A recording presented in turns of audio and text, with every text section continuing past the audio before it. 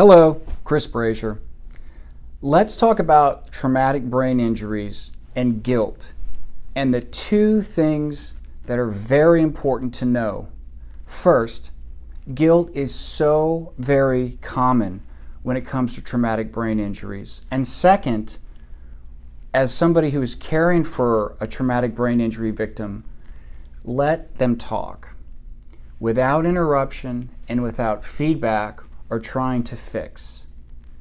Now, a few years ago, I had somebody come to me asking for help, and as we started talking, the person left out of town, went to another side of the state, and was at work and suffered a traumatic brain injury, came back home, and what I found out as this person was talking is the incredible amount of guilt they had. Why did this happen? I'm such a burden on my family. It was all my fault. I shouldn't have left. All of these emotions dealing with guilt became very evident, but only after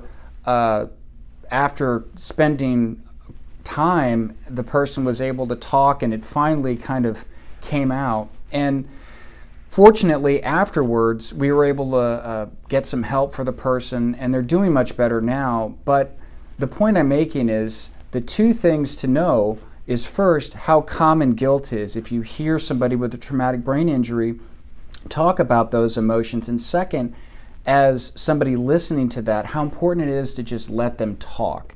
Now, if you're like me, uncomfortable silences, you want to say something, or you want to say it's okay or try to fix it. Particularly, that's how I feel.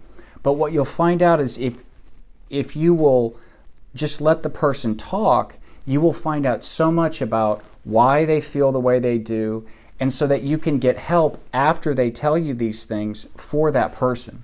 Now, I know that sounds easy, but it's easier said than done.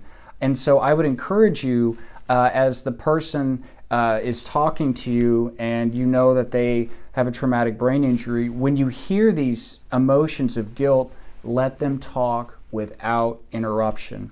Then, afterwards, once you find out, you can get the help for them that they need.